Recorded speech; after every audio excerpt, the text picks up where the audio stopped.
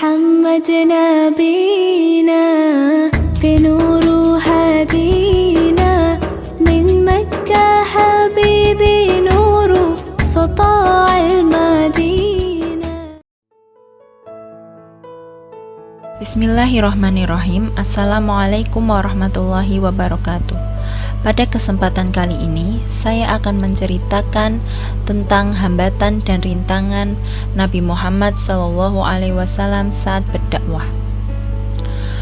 Orang-orang musyrik menerapkan berbagai hambatan dan rintangan untuk menghentikan dakwah Nabi Muhammad SAW yang dilakukan secara terang-terangan. Untuk itu, seperti berikut bentuk hambatan dan rintangan yang dihadapi oleh Nabi Muhammad SAW.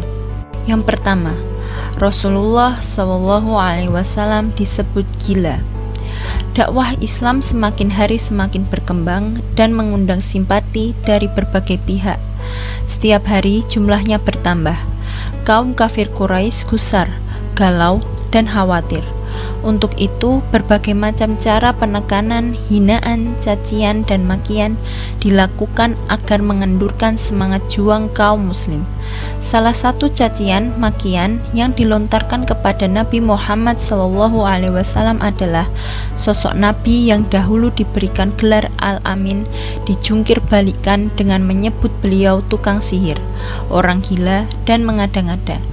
Sebutan cacian dan makian diawali dari pertemuan di rumah Walid bin Mughirah dan disampaikan di berbagai tempat, namun tetap saja tidak menggoyahkan tekad yang kuat dalam menegakkan risalah Islam. Yang kedua, dua anak putri Rasulullah SAW dicerai. Sebelum Ummu Ruqayyah dan Ummi Kulsum dinikahi oleh sahabat Utsman bin Affan, sebelumnya kedua putri beliau yang cantik jelita tersebut menikah dengan anaknya Abu Lahab, paman Nabi sekaligus salah satu tokoh utama yang menentang risalah Islam di Mekah. Abu Lahab pun memaksakan kehendaknya kepada kedua putranya yang merupakan suami dari dua putri Rasulullah untuk menceraikannya dengan harapan Nabi Muhammad menyerah dan menghentikan dakwah risalah Islam. Namun, Nabi Muhammad SAW beserta kedua putrinya dan Siti Khadijah tidak gentar menghadapi rintangan ini, bahkan semakin kokoh imannya, walaupun harus menanggung resiko kedua putrinya diceraikan oleh dua putranya Abu Lahab. Ketiga, teror fisik kepada Nabi Muhammad SAW.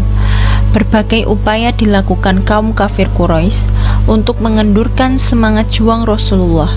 Namun, tetap saja tekad bulat yang membaca Rasulullah SAW bertambah keyakinan dan bergelora semangat juangnya dalam menegakkan risalah Islam.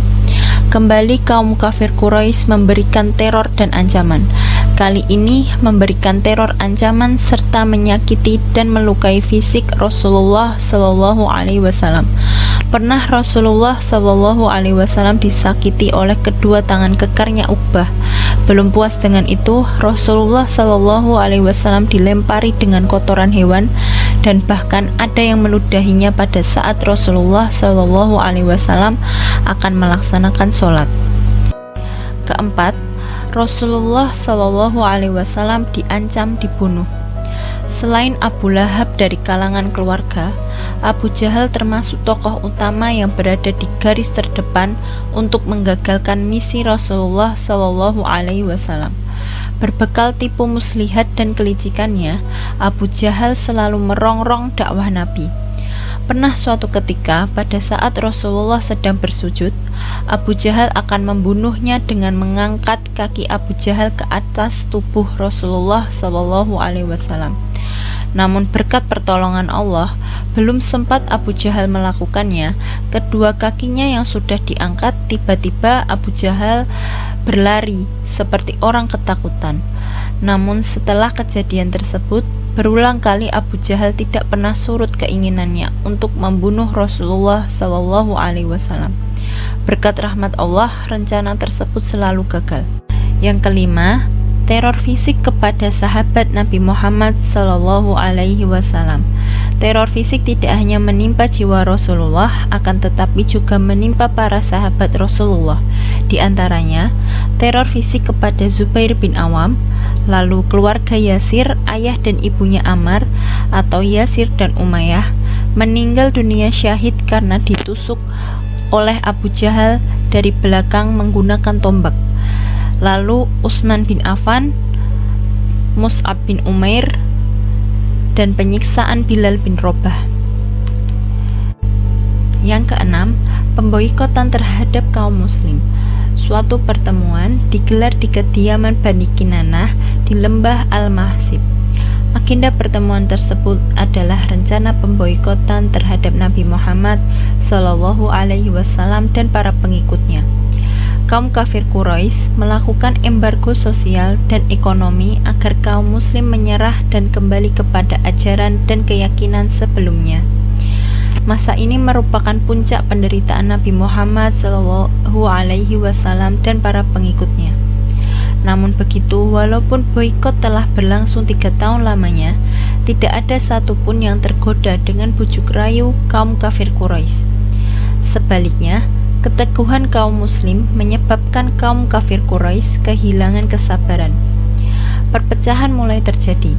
Sebagian kaum kafir Quraisy berusaha membatalkan boikot tersebut, bahkan justru beriman kepada risalah Islam. Hingga akhirnya piagam boikot kepada kaum muslim yang digantung di dinding Ka'bah dimakan rayap dan kaum kafir Quraisy semakin frustasi. Boikot tersebut tidak menyurutkan perjuangan Nabi beserta pengikutnya. Yang ketujuh, Rasulullah dilempari batu di Thaif. Peristiwa ini terjadi ketika Rasulullah SAW berniat untuk mengembangkan dakwah Nabi di luar kota Mekah. Berjarak 60 mil dari kota Mekah, Nabi Muhammad SAW berjalan kaki bersama Zaid bin Haritsah menuju kota Thaif. Namun, perjuangan beliau tersebut disambut dengan lemparan hujan batu yang menyebabkan banyak luka kepala dan sekujur tubuh Rasulullah. Kedua sandal Rasulullah bersimbah darah, namun Rasulullah tidak marah, justru mendoakan masyarakat kota Thaif karena ketidaktahuan mereka akan kebenaran. Sungguh pribadi yang agung dan mulia. Tindakan penganiayaan dibalas oleh Nabi dengan sebuah doa. Itulah singkat cerita dari berbagai hambatan dan rintangan yang dihadapi Nabi Muhammad SAW. Semoga kita semua dapat mengambil hikmah serta ibroh dari cerita tersebut. Cukup sekian dari saya. Billahi taufiq wal hidayah. Wassalamualaikum warahmatullahi wabarakatuh.